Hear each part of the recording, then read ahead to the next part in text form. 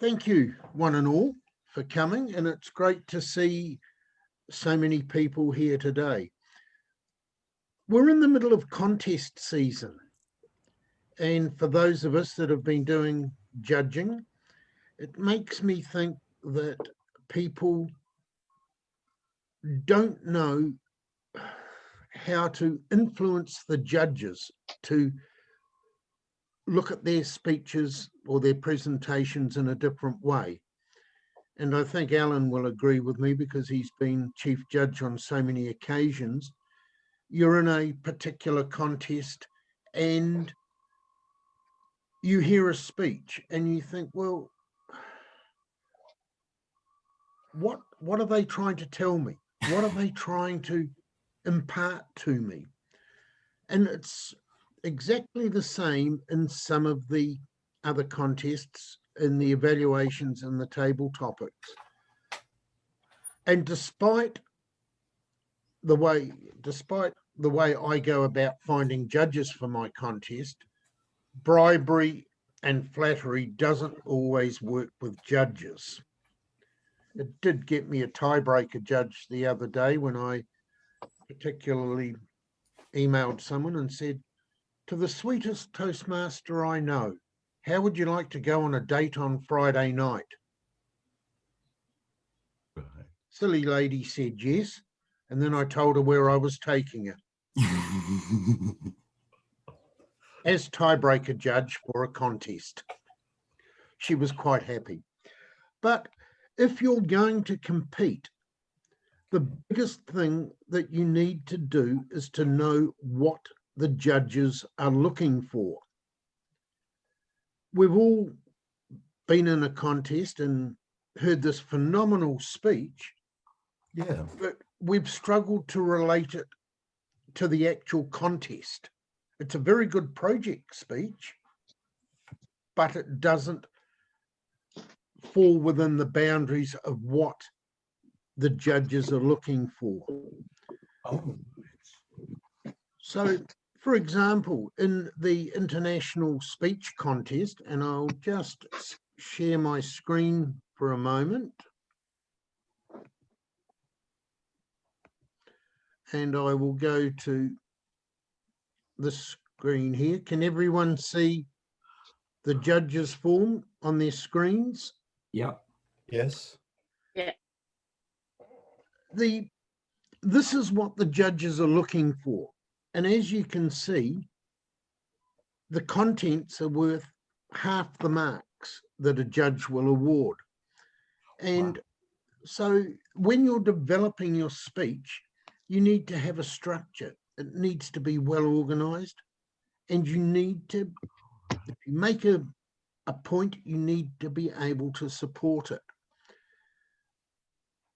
I've always said to people that if they're looking to enter the international speech contest, click on either Palmerston North or Speaking of Levin's website, and then click on the tab that says World Championship winning speeches. There are a number, I think there's about 20 of the World Championship winning speeches going back as far as 1990, I think it is. And that's the level and the type of speech that you need to achieve. And the way they structure their speech, and they have a purpose for it. I've heard so many speeches in this round of humorous speech contests that some of them are funny, some of them... Get outside, Quake. Oh, sorry, am I not on mute? No, that's okay. I wouldn't mind being outside today. And Bloody work dogs, I tell you. Sorry, is carry this on. clear from area R3? It is, and now I have to figure out how to mute my phone. No, it's just Oh, here we go. your humorous speech in the contest reminded me of, or your comments reminded me of your humorous speech. So- Yeah, because it is my everyday life. And that's a classic example. You can take something mundane out of your life and twist it so that it does fall within the contents of what the judges are looking for. All of us have at least one or two things in our lives that could be used as an inspiration or a persuasion for the international speech contest. We just need to be able to develop it in a way that the judges will be able to understand it. And we need to make, the judges are looking for a speech that keeps them interested. I was judging at a District 72 club the other week, and in the international, they were running their international and evaluation contest. The speech that won it was about MMP and wasting your votes. But there was no call to action for it. It was just a very good, informative speech, but it didn't have a call to action.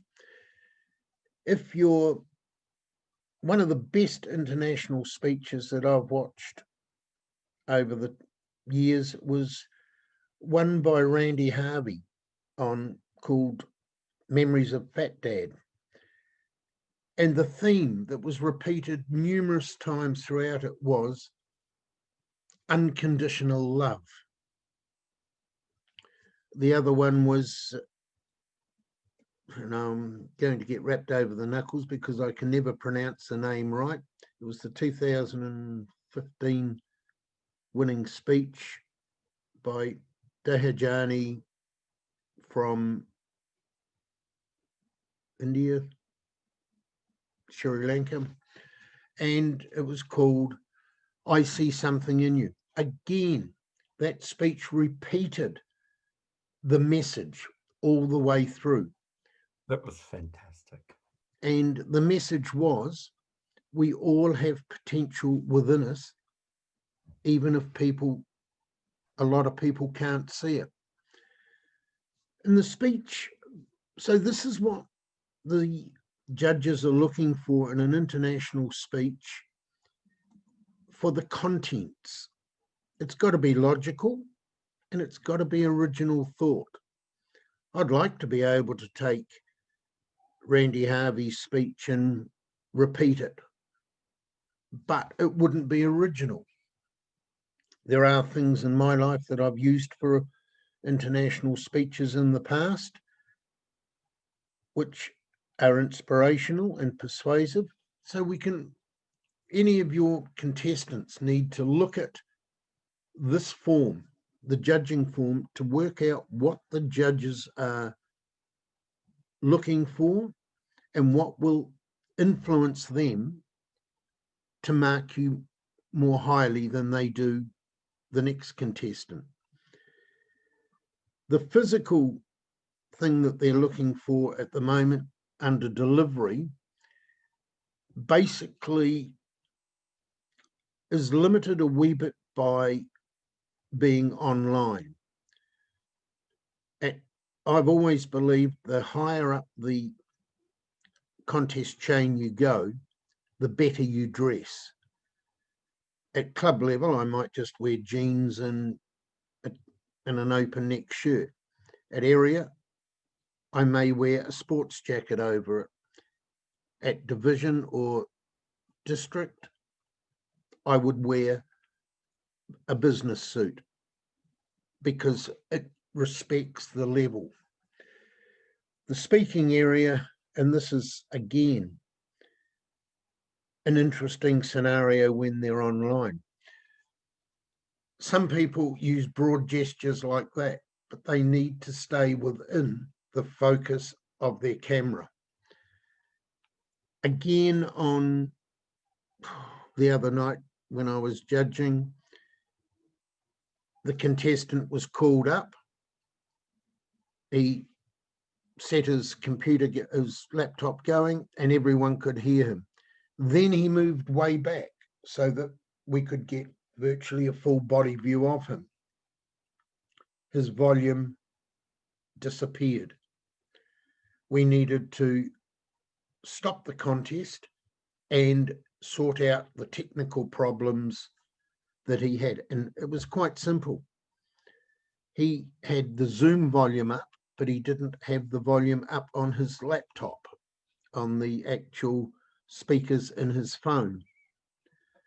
So that is something that they're looking for: confidence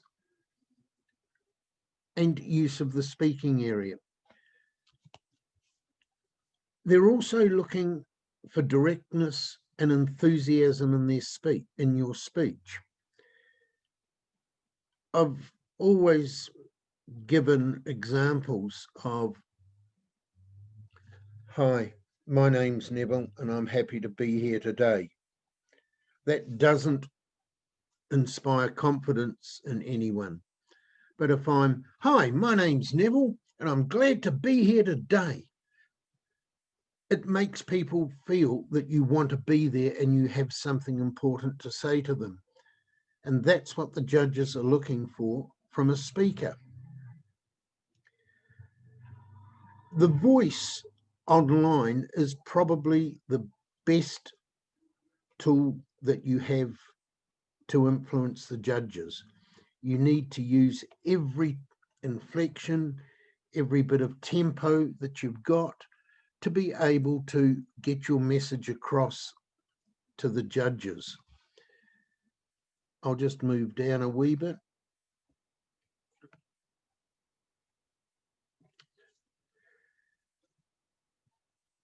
It's got to be appropriate to the speech purpose.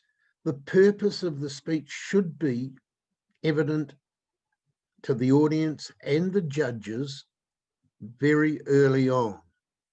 If you've got a message to get across, try and work it into your speech as many times as you can.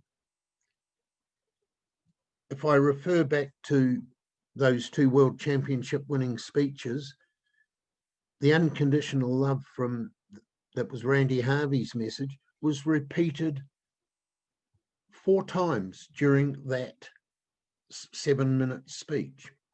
The "I can see something in you, but I'm not sure what it is" message from Dehajani was repeated more than that.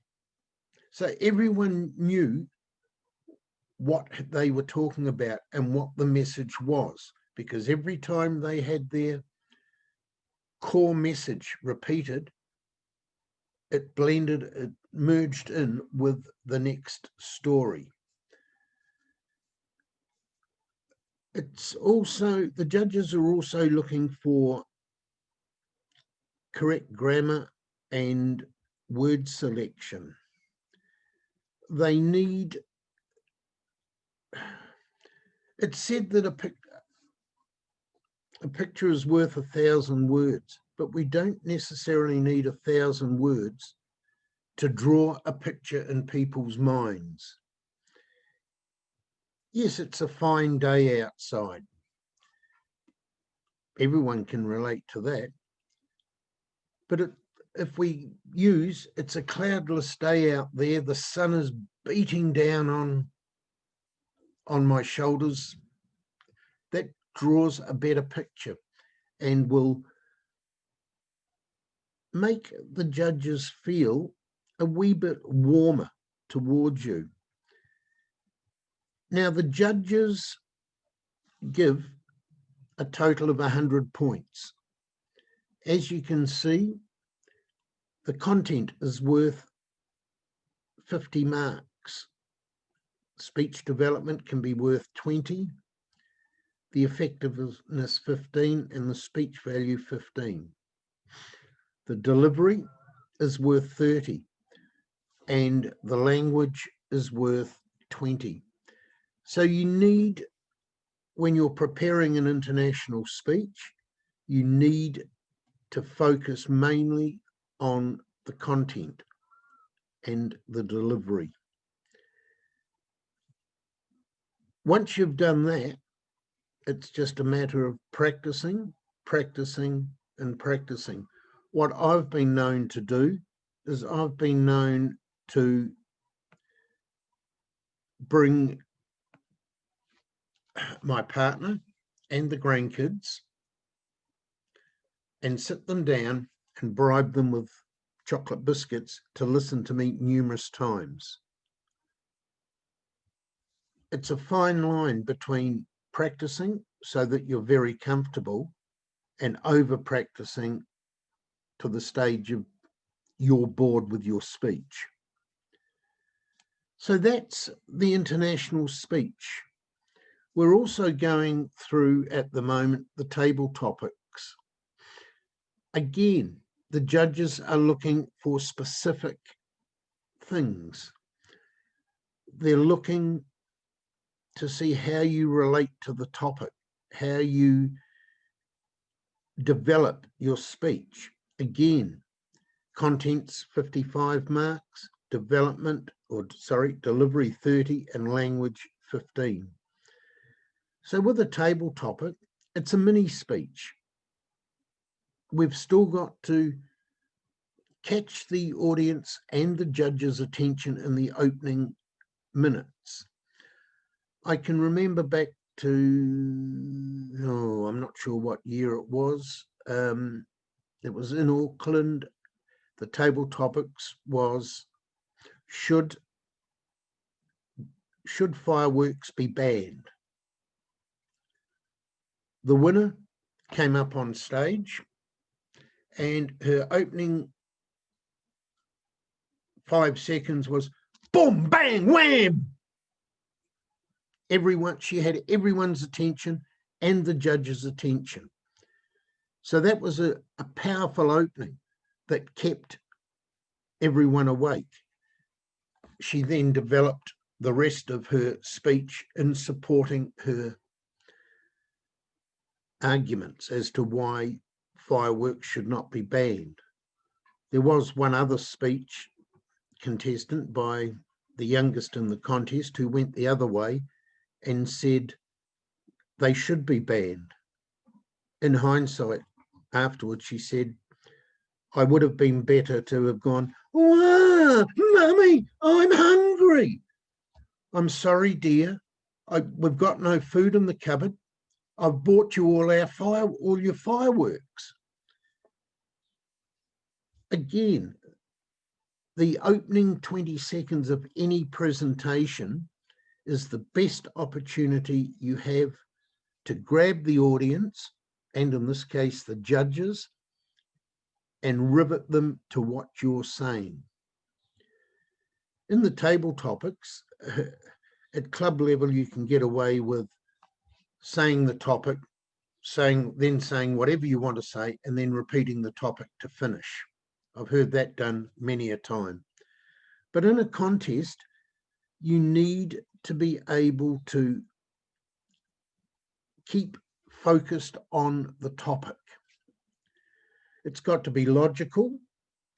It's got to achieve the purpose. Most contest table topics require you to come to a conclusion or make an answer, make a decision.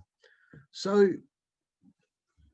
you need to, again, structure your table topic based on what the judges are looking for.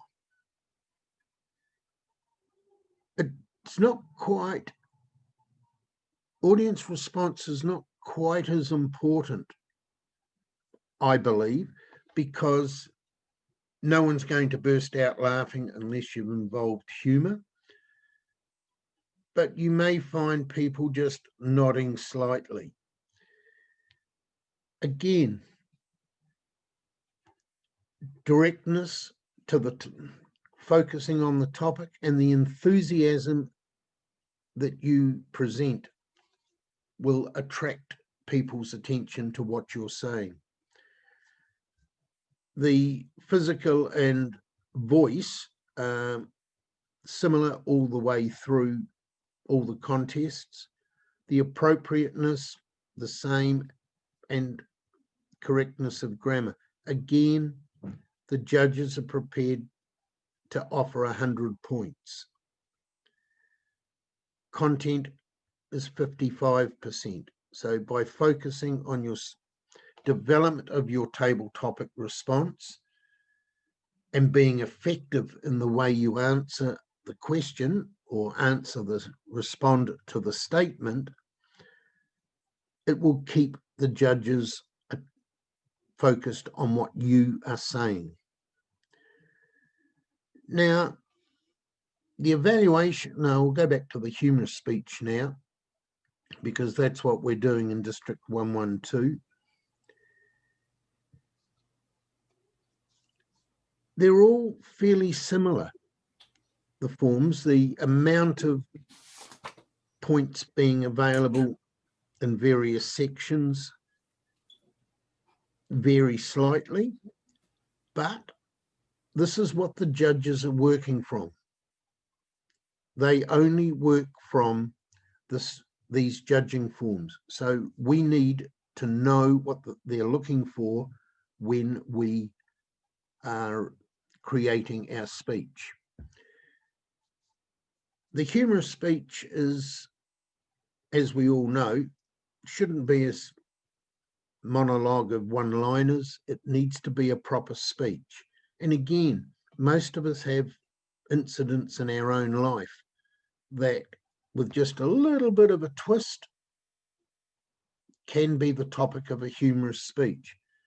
I remember listening to a humorous speech by a woman who was, the topic was dating as a single mum. She was in her mid-50s. So she just used incidents from her children growing up and things that they had done and how they related to her. For example, how many times have we as parents sat up till 2, 3 in the morning waiting for our children to get home? She twisted that to, or included in that particular segment of her speech, she went out for dinner with someone and said to the kids, I'll be home about 11. They got talking over dinner. They had coffee afterwards, and she got home about 12:30. Her 2 kids were sitting on the back doorstep, and the youngest one turned around and said, and what time do you think this is to be coming home? Everyone could relate to how they would deal with their children getting home at that time. And the twist was the children throwing it back at their parents, at their mother getting home late. So under speech value, anything that we can drag out of our murky past can be used as the basis for a humorous speech. Again, we need to be confident when we're delivering it. The one thing that I say to humorous contestants is, if the audience laughs, zip it. Don't overtalk them. Give them time to endure the humor that they've seen in what you're saying. And that's always a challenge, because you can throw out a punchline and pause and no one will laugh. A couple of minutes later, you'll be going through and everyone will start laughing at something that you didn't think was funny. You need, in humor, pausation is probably the strongest weapon that you've got. It allows the audience and the judges to keep up with what you're saying, but also it allows them to bask in the humorous thoughts that they're having about what you've just said. With the physical part of what the judges are looking for in a humorous speech. Again, Palmerston North Toastmasters has a link on it to district humorous speech winners. And there are a number of speeches there. Two of the funniest ones I've heard were flying out of Napier and the way this person felt about flying in general. That was Graham Valentine. The other one that I highly recommend watching for use of stage, words, pausation, and facial expressions is Maxine Nisbet's I Was Just Looking After the Money.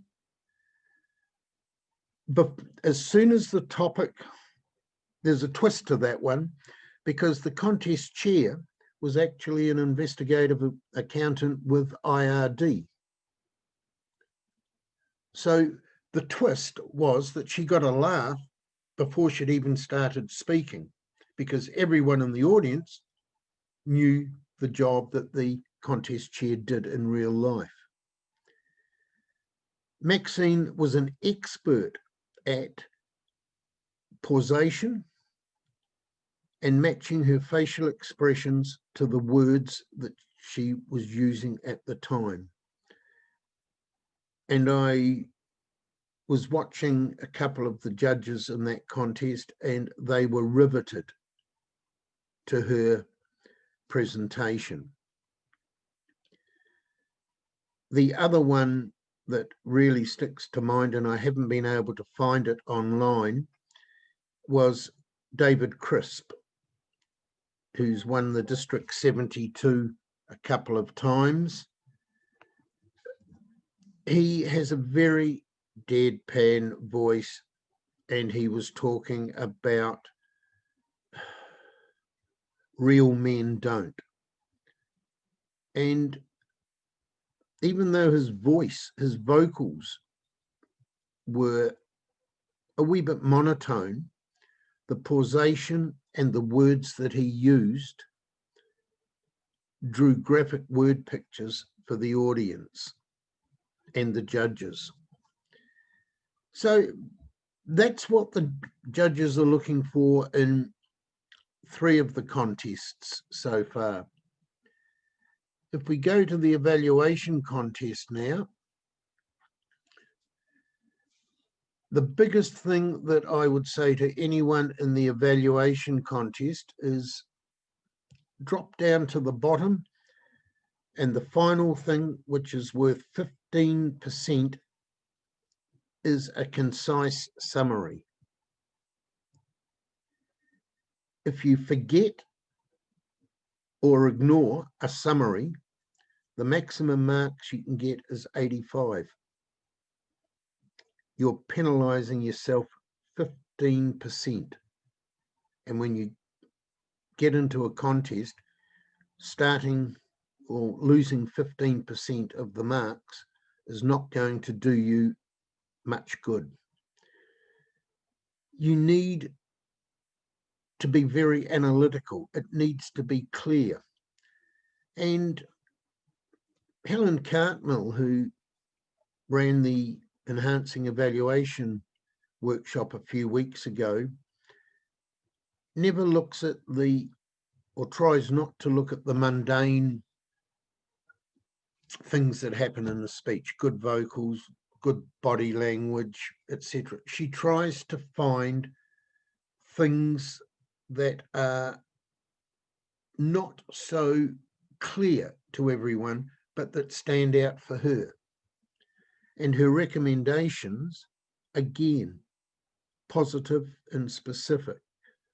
I've always believed personally that when you give anyone a recommendation, you need to give the recommendation, say why you're giving it, and then how it can be improved for the next presentation.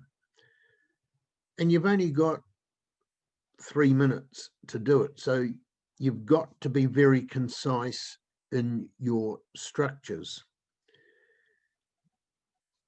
Again, the judges are looking for a technique which is sympathetic. If the speech wasn't that good, then please don't turn around and say that was garbage. You won't get very good marks.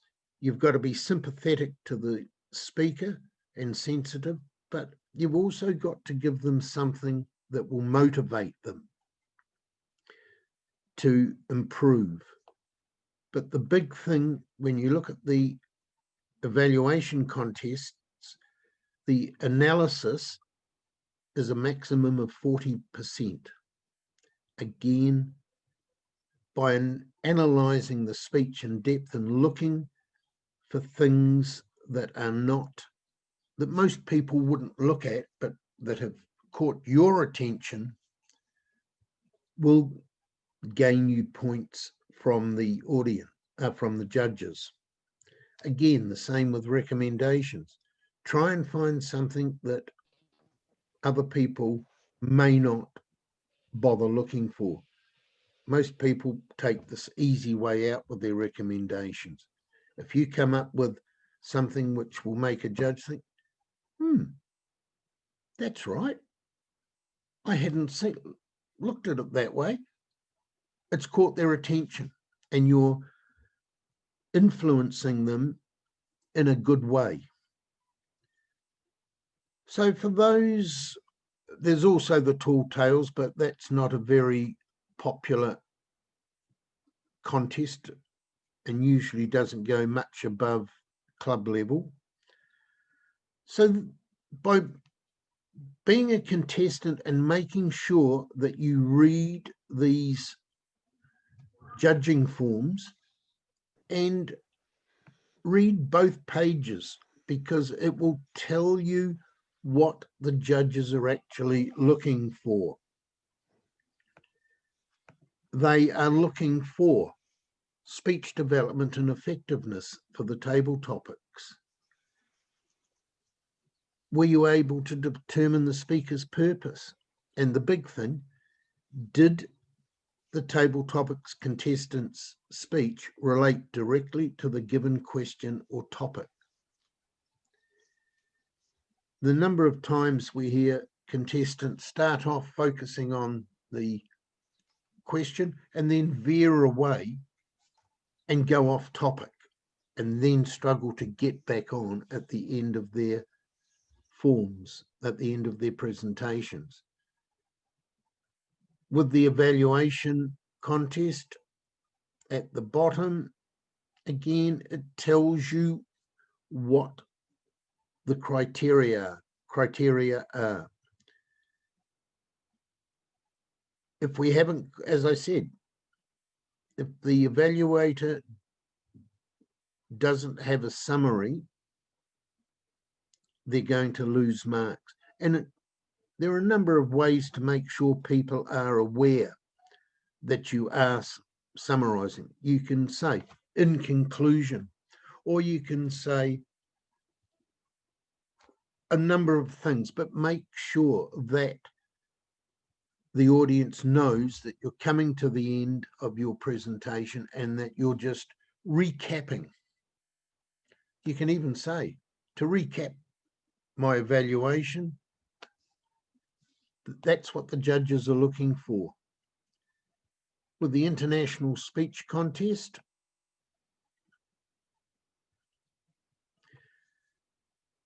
there's a lot of explanation on what the judges are looking for. So if your club contestant's been successful and gone through to area level in any of the contests, please make sure that they read the first 2 pages of the judging form for their particular contest. It will look at, they will then be able to understand what the judges are looking for and will be able to influence the judges to listen to them in a slightly more meaningful way than perhaps the next contest. Does anyone have any questions at the moment? I've got a question. Yes. Okay, the thing about speaking to the topic in table topics, and the reason I'm asking is I'll use a personal example. We had a table topics, and the question was, what do you want people to say about you, or what do you hope people will say about you at your funeral? Okay, wasn't a contest one, but it was a club contest one, sorry. And I got marked down quite severely by two of the judges for not answering the question directly. Now, my family knows I don't want a funeral. And so I started off by basically saying, well, who wants a funeral? I don't want a funeral. I want a party. I've told my family, chuck me in the fire, spread my ashes on my favourite mountain, and then when all the bills are paid, have a party and encourage people to sit around, eat, drink, and be merry, and tell the most outrageous tales of the most outrageous, stupid things I've done over my however many years it was. And I basically developed my speech around what that was, around that theme. But two of the judges said I hadn't spoken to the question because I'd said I didn't want a funeral. And so I think the lesson that we all need to learn is, even if we think that in our own way we've spoken to the question, even if we've taken the question and twisted it or turned it slightly or spoken to one part of it perhaps, we have to remember that the judges on the day may not see it from that same point of view. The other point I'd like to make is that and I've either listened into or helped at a number of club and area contests so far outside my area because I'm going to compete. But the thing is that often I've noticed this year in particular that the questions are not really questions that allow you to form an opinion or give, whatever the criteria is. I can't remember it right at this second. The criteria about the table topic question should be that basically you can form an argument or form an opinion or whatever it is. And some of the questions just don't do that. And I think that actually is a disservice to the contestants, because they're left with this waffly feel-good sort of answering type question. And if they don't speak to the question, they run the risk of being marked down for it. But if they speak to the question, they're not actually answering the requirement of the table topics contest judging sheet. Alan, I can see you hand there thinking away.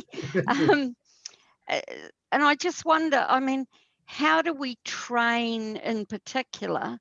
The being judged down because I didn't answer the question to their criteria didn't worry me in particular. It was just, oh, well, whatever. I was happy with the answer I gave.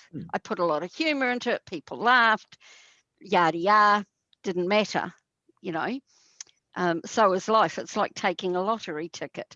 You take the ticket and hope to hell you win. And when you do, it's like, woohoo, bonus. But having the right type of question, how do we train? And I know that we've had all these training sessions for contest officiaries and things like that. but how do we make sure that those questions are actually good, meaty questions that are worthy of the contestants? Do you want to say something, Alan, or can I just throw Well, 2 I'll jump cents? in first because Yep. I'm a pushy bastard. To answer Oh, your please question, mind What your we love language on the about you, workshop. Alan. to We answer love your that. question directly, yeah, you didn't actually answer the question, but you could have done.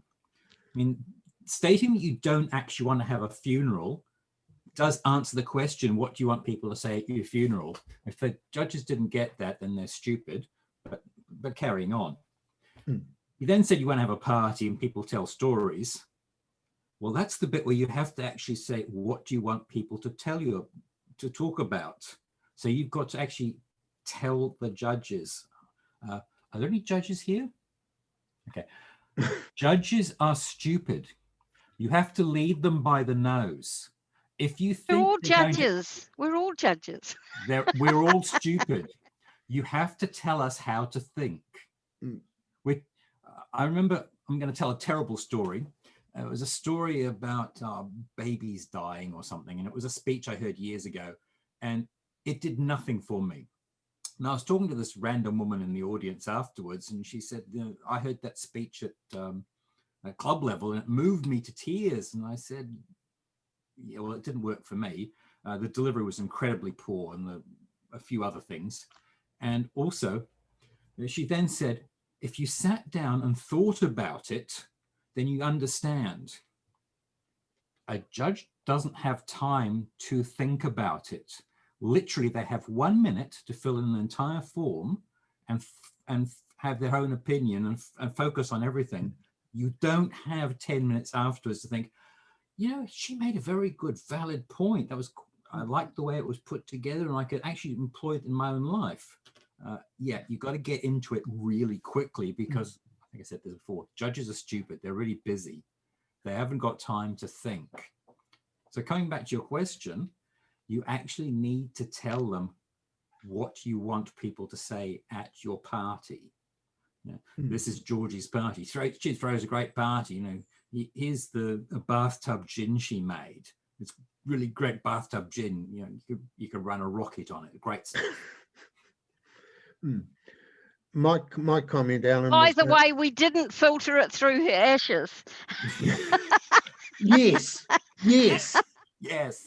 But yeah, okay, point taken. Good point. My But my comment, real question is, how do we make sure that the questions are worthy of the contestants? would you like to answer that, Alan? Anna, seeing you're chairing the table topics contest for Division R?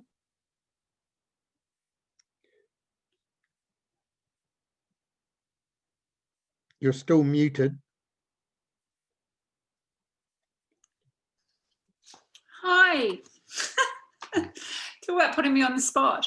I think it's a really good question, actually, Georgie. And I've been coming up with topics and flicking them through to Neville for him to have a look at. And I think it's something that does need a lot of discussion. I think there's a real art to getting one that is meaty enough, but also succinct and clear. And you can have a bit of fun with. I find some of them quite boring. So I don't think that particularly answers your question, but I think it's one that actually we just need to, as Toastmasters, keep having a discussion about and maybe run it through the top table. What and I've keep done it when short. Sorry, keep it short. I was at a contest, but by the time they got to the end of the question, I couldn't remember what the beginning was. Was that in New Plymouth, Rose? No, it was up in Whangarei. Yeah, I've been at contests where that's happened, and I get to the end of the question and I'm thinking, oh, what was the start? What am I supposed to be talking about? When I've been organising contests, but not being the contest chair, and that's why I threw this question at Anna, was I've told the contest, table topics contest chair, give me a selection of topics that you're thinking of. just so that they can be looked at and said whether they're appropriate or not. I think I initially crossed one out, had to think about a couple of others, and then flicked you an email yesterday, I think it was, saying, no, there's a couple of others that need to be reworded. It was one that you wanted me to reword. I don't necessarily agree with you though, Neville. So that's another discussion. But we'll have that tonight. Yeah, yeah. But again, it's got to be, as Rose said, it's got to be short enough that you can understand it and remember it. I can remember a district conference in New Plymouth, I think it was, when we were all District 72. The table topic was actually longer than the contestants had to speak. And that might have been an exaggeration, but it went on and on and on. And I'm trying to think to myself, what was the first bit? So you've got to keep a topic succinct. With Georgie's example, to that question, I would have possibly looked at it and said, even though I don't want a funeral, I want this to happen and this to happen, and then everyone to have a party and talk about those tales and events in my life, like the bathload of gin that didn't filter through my pet dog's ashes, and things like that, so that you can give a couple of way out examples, but tell them at the beginning that even though I don't want a funeral, this is what I want to happen, and this is what people will probably say. But you also need it broad enough, because there was one district contest where they asked about bullying online. And I just sort of thought that was so specific and so narrowed down, unless you and that was a number of years ago, before everybody was as online as much as they are today. How do you answer that? Also, bullying online was more for, I felt, indicative of something that would happen to a woman or to children. And what if you're a man or a man that didn't have children? How do you answer that question? It's just... No one bullies Alan. No. I was in that contest. I know. And I didn't win. So no. Don't ask me. No idea. Yeah. It was not inclusive, I felt. Yeah. And there's another one in Auckland as well, where they wanted to know if the super city was working, and I'd come down from Whangarei and I wanted to say I don't give a whether it's working or not. Why didn't you say that? In hindsight, I worked a table topic on my way home, driving home. I worked out a table topic that I should have said, but that's what you should have said, that this Whangarei is a super city. It's better than Auckland. Yep. Yeah. I can give an example from, it's only at club level. There was a Toastmaster that Alan will know, but I won't mention names. It took him about 40 years to get his DTM because he wouldn't do any paperwork. He gave a speech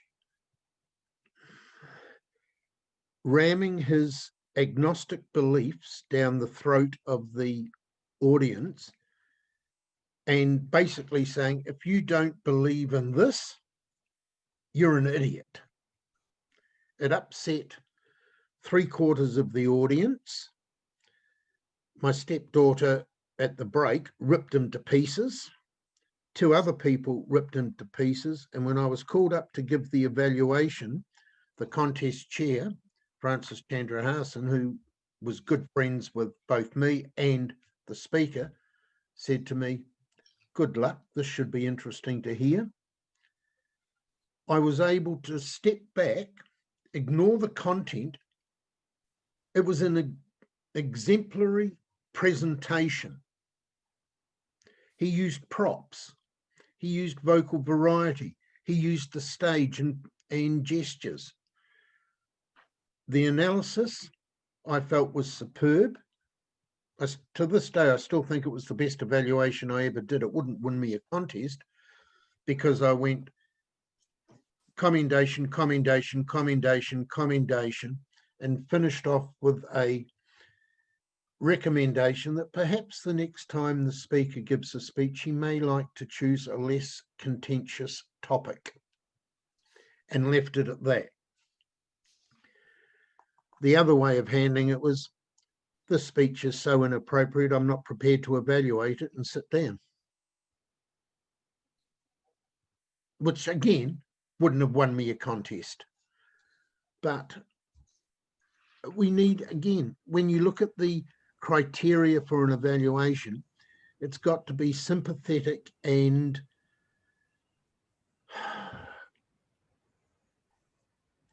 not motivational. Motivational, yeah.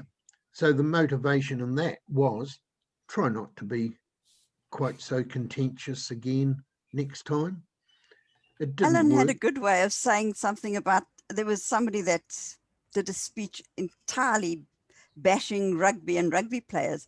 And I remember he didn't evaluate it. It was an international speech, I think. And I heard Alan making a comment later, is not to piss off 3/4 of the audience because they would love rugby.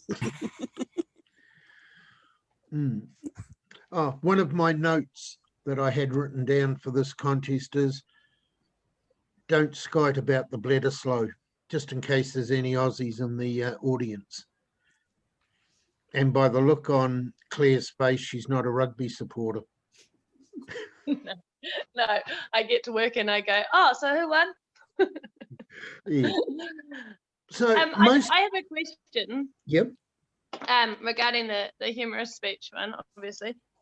So we start out with a base speech at club level, and then we went to area level, and then after reading, well, like going through the Zoom chat, obviously you've got different tips and tricks.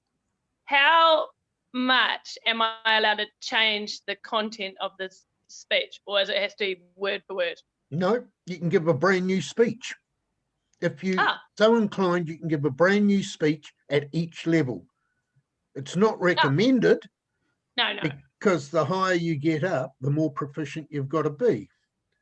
Would you agree with that, Alan? Pretty much, but you certainly changed the speech for the audience.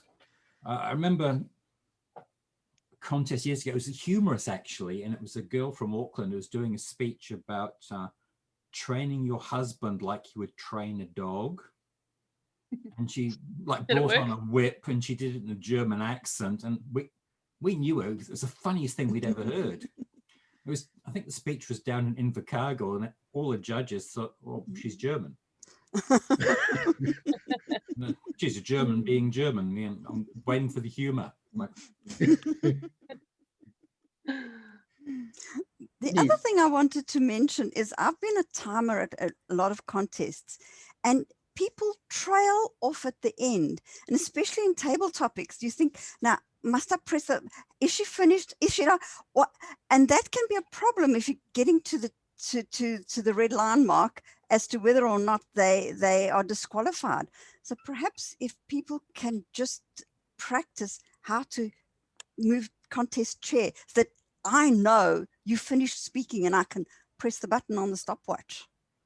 In a physical contest, whenever I've been competing, at the end of my speech, and I'm renowned for speaking between 7 minutes and 7 minutes 29, I will always turn around and say, contest chair at the end, and physically turn away from the audience and acknowledge the chair. That's my way of saying, I've finished, I'm going home. Would you think like that, Alan? Make it very clear for the timers when you're starting and when you're finishing. Yeah. Yeah. I have a feeling over the years that you haven't always made it that clear that you're finishing. No, I've always been very clear when I finish, but it's sometimes beyond the time that the timers have marked. Yeah. Particularly in the evaluation contest, I like to finish with a closing line that relates to the speaker and what I'm going to do once I've heard the speech. And that's usually after 3 minutes 30. Yeah. And in your case, Claire, with humour, you've got to be very aware that people may not laugh at what you think is a funny line, and you've paused for that, but they all of a sudden they'll start laughing at something that you think is very trivial and not funny, but you can't continue speaking over the top of the laughter. That's the difficulty with Zoom, though, is you can't tell. Like, you can just see people's facial expressions, but everyone's on mute and you have no feedback, so you don't know if your speech is, if they're interested or if you've lost them completely. It's quite hard with Zoom, I have to say, in a humorous situation. Sorry, Pardon? Rose? Can you ask them to unmute so that you just say, at least then you'd be able to hear some laughter coming through, or is that not advisable? They had a vote for the last competition, and half the people said yes and half said no, so they had it on mute. Was the thing. But like me personally, like, to do a humorous speech, you feed off the audience. So Alan and Neville, we were told, and perhaps this has been wrong, that there would be designated audience members in each of the contests who would be unmuted and visible, so that gave the contestant an audience. Yeah, that's wrong. That's something that Sharon made up. It's not in the rules. It's not in the guidelines that TI gave us. Okay. And I'm going to tell you for why. I think I was judging a contest. It was table topics, and they said, "Oh, we're going to have everybody with their videos on and their audio on." And one of the speakers, their screen froze. And I've only seen it happen once, and it only happened once when everybody had their video and audio on. So literally, it's the amount of data going up and down the line stuffs people up. And that person, she didn't place in the table topics. I thought she probably should have done, but my gut feeling is but I thought they were just going to have like 3 or 4 or something as an audience for the speaker. Unfortunately, that doesn't fit the guidelines that TI sent us. You are going to have on the screen the contest chair, the chief judge, and the timekeeper, and possibly the Zoom master. So you are going to have at least 3 people on the screen to gauge the reactions from. Oh yeah, but they'll be on mute or unmuted. They'll be on mute, I presume. Not the contest chair and the chief judge necessarily. Oh yeah. Because I'm not sure what it says in the rules about that or the guidelines, but I had an example during the week where I actually, as chief judge, 20 seconds into a particular speaker, I stopped the contest. What had happened when he came up to be introduced, he was close to his laptop and everyone could hear him. Then he stepped right back and he lost all volume. I couldn't hear him. And it was a case of, well, something's wrong. Stop the contest. We sorted it out. What it was, quite simple. He had his Zoom volume up loud, but his laptop volume was way down. And that was why it didn't work when he stepped back. Alan. Just reading the guidelines here. It says all audience members will mute their microphones and turn off the webcams. So anyone who's not an audience member can have their webcams and video on. Now, who do you decide who is not an audience member? I think it'd be anyone as a contest official. Yeah.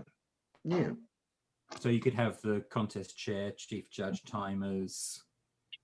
Well, in a humorous contest, in theory, you could also have the contestants. Yeah. Yes. Because most of them will be listening anyway. Yeah. Yeah, you might say that, except if they decide they don't want to hear your speech. If they're in my case, I must admit, I was usually trying to remember what the hell my speech was. And also there's this new nasty rule about referencing other people's content, which can get you into trouble. Mm. Scares the shit out of me. Yeah, my whole speech this time, Alan, is about the fact that I can't remember shit. However, I got told there the is a other day phrase- that I should use a different word, and they've given me a suggestion on what to use. So I think personally that Kiwis will get the humour of it, but to be politically Toastmasterly correct, I will use the alternative they have suggested for me. When Sanjeev Jetley from Wellington won the district international and went to wherever he went to in the States, It was Canada, His- I think. was it? Canada? Yeah. Yeah, Canada. He was talking about, his title was Wheelies in the Rain, and he was talking about bikes. Yanks have no idea what a bike is.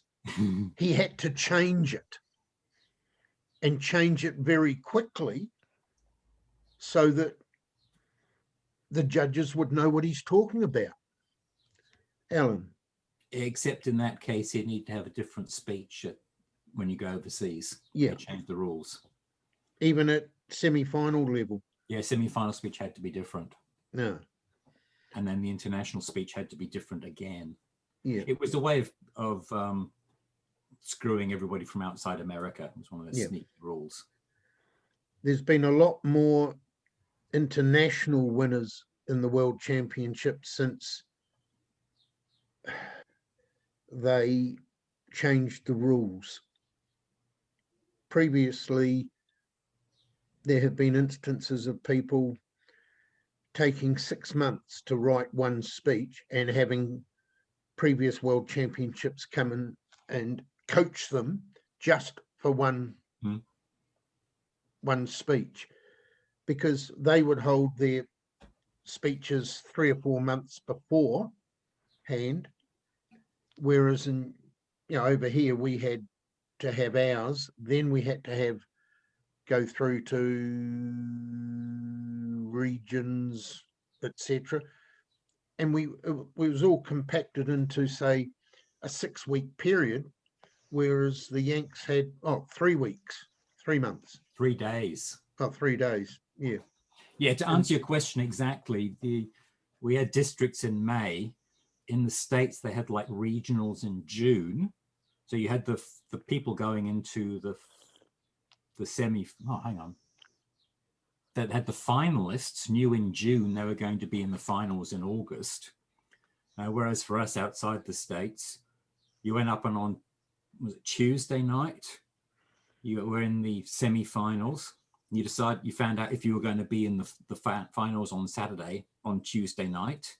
So you had from Tuesday to Saturday to practice your final speech, which had to be different. Whereas the Americans had 3 months. Completely speech related, well, kind of.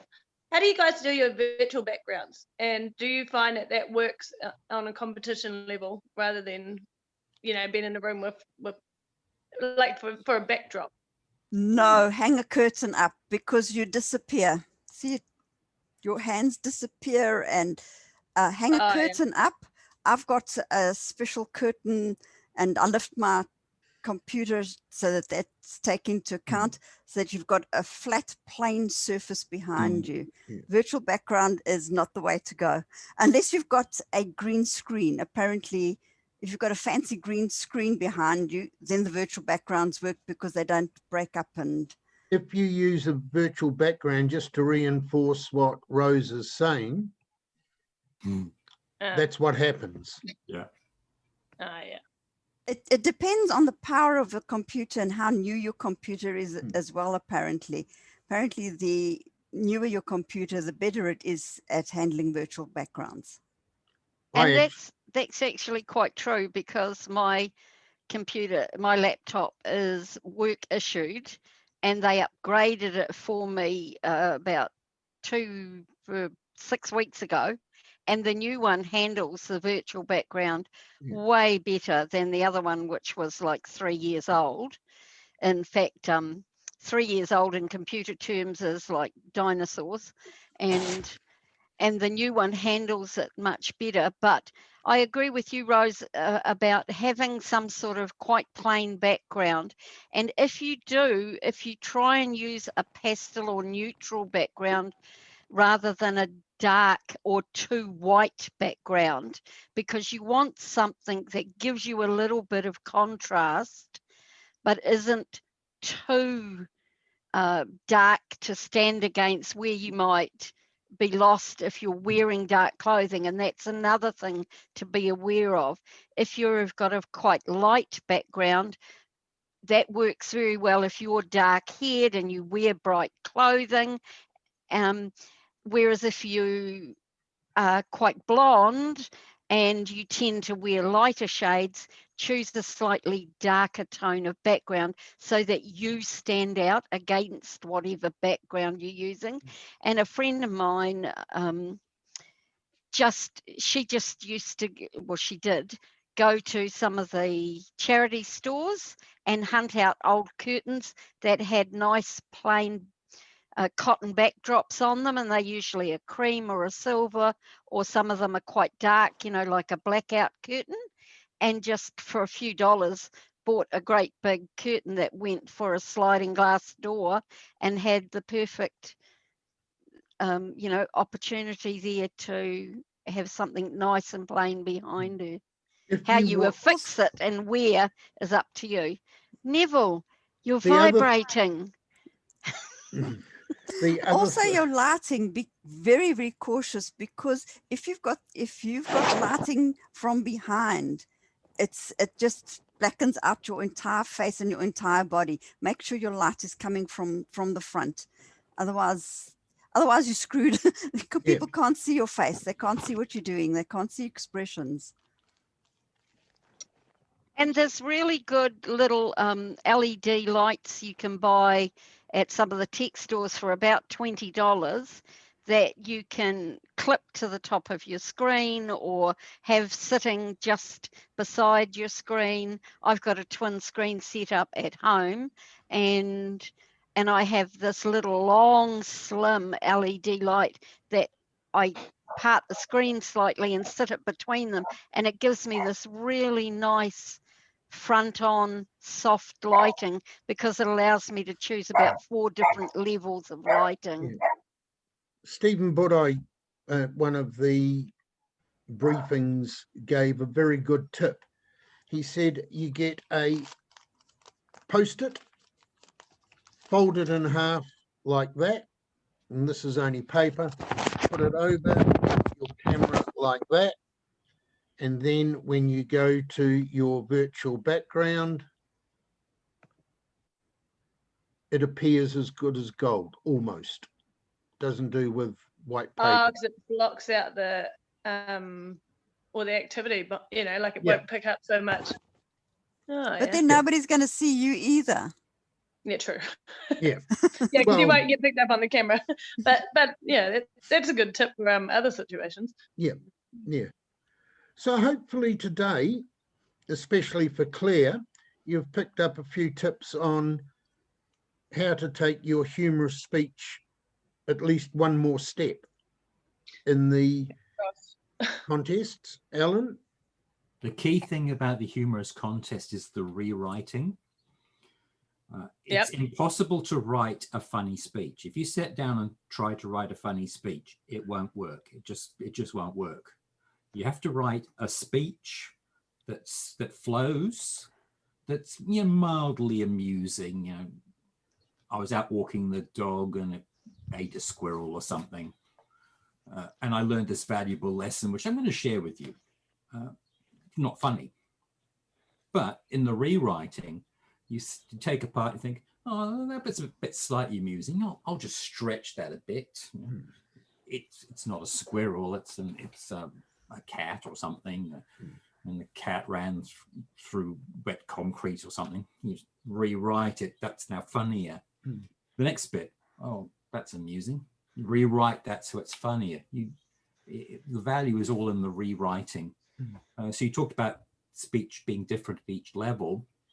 Rewrite it for a bigger audience, and you tighten up the wordplay every time. Yeah. David Crisp only used to enter humorous contests every second year. He said it took him 2 years to craft a district-winning humorous speech. I think I beat him. Yeah, he did one speech on Was shopping. he the guy that did the speech about the baked beans? Who was that? That was at Blenheim. Bruce from Invercargill. That was hilariously Yes, funny. and he didn't. He had a great use of that sort of deadpan facial expression and the pause. But it was just like people all around me were literally bent in half, holding their stomachs from laughing so hard. Bruce Corey, I think it was. I remember Alan's speech in Christchurch. That was absolutely hilarious that he won. That was absolutely fantastic. The one you were a detective. That was also, I think you had to watch your time because people were laughing so much you couldn't talk.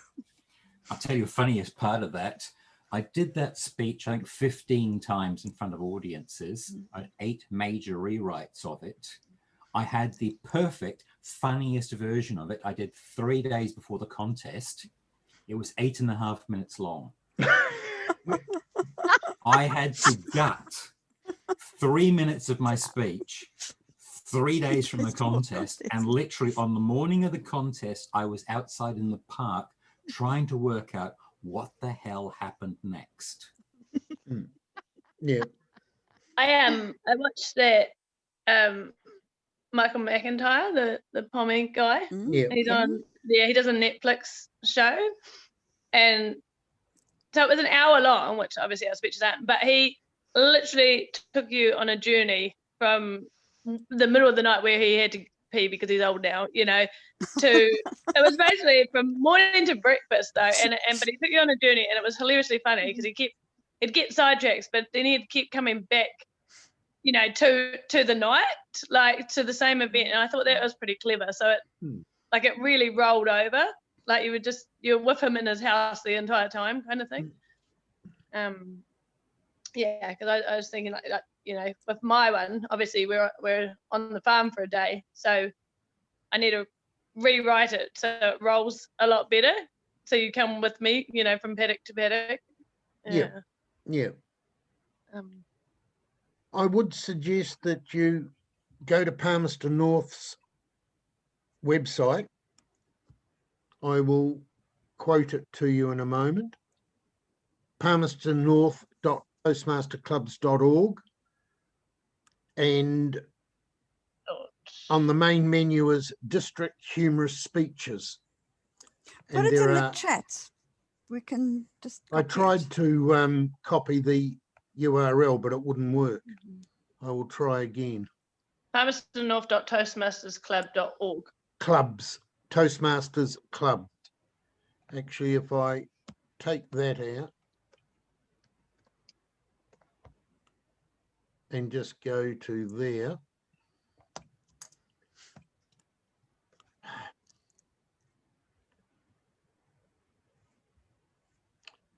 This is playing up horribly at the moment, my keyboard. Technology.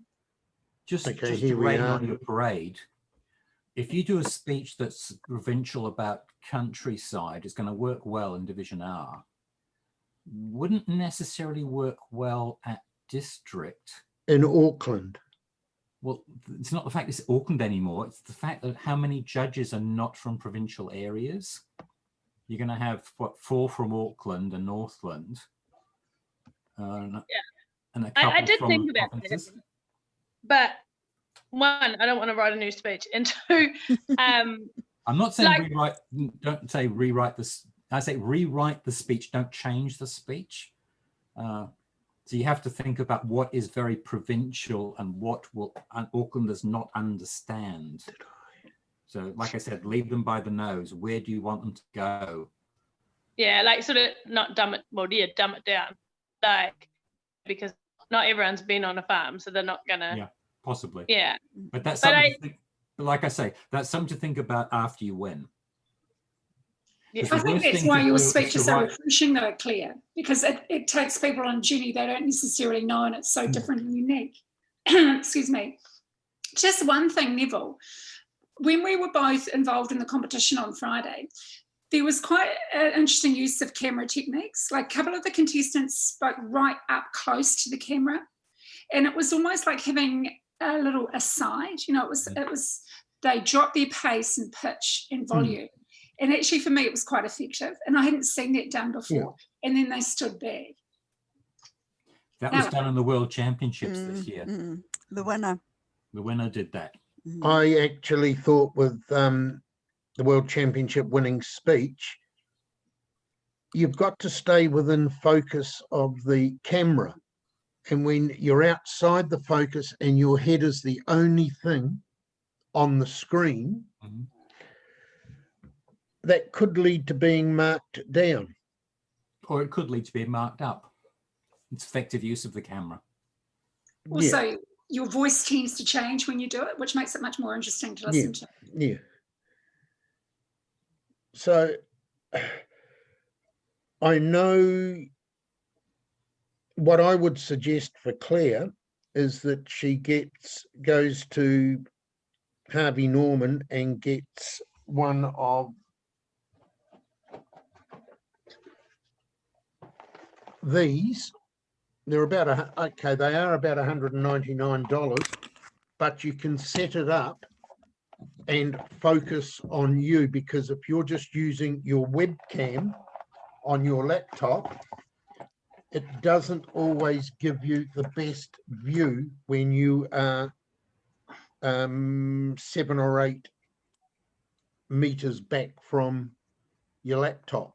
Yeah, we are. The club has ordered a new webcam, and Wynn's just waiting for it to arrive because.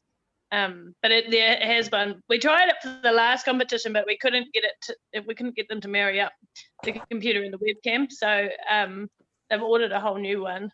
So hopefully, it's been in the post for 3 weeks. So hopefully, it turns up this week. The joys of being in the countryside. And that's the other thing to take None into of us are really that tech savvy, so it's pretty entertaining. Yeah, what type of farmer are you? I do sheep, beef, and deer. Okay. And that's the other thing that you've got to take into account at a contest is obviously you're in a rural area, so rural internet could be an issue if you've got a lot of people on with their videos on. You were going to say something, Alan. I was saying, well, you don't actually have to be in a rural area. You could go to a larger town and do it from there. You just need to find a location. Find a tame Toastmaster in town, maybe. Yeah, we're in Waipark. It's not like, I mean, yes, it is still rural, but it's not like my house. You know, where I am now that's rural. Like, yeah, I think it worked all right last time. We just need to tweak a couple of things with the cameras and the backdrops and you know. And if you're going to be wearing your farming gear again, if I remember rightly, it was wet weather farming gear, I think.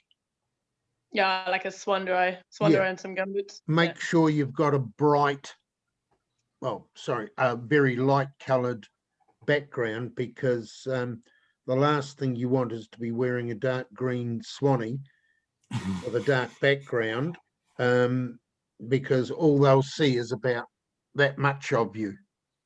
Everything else will blend into the dark background.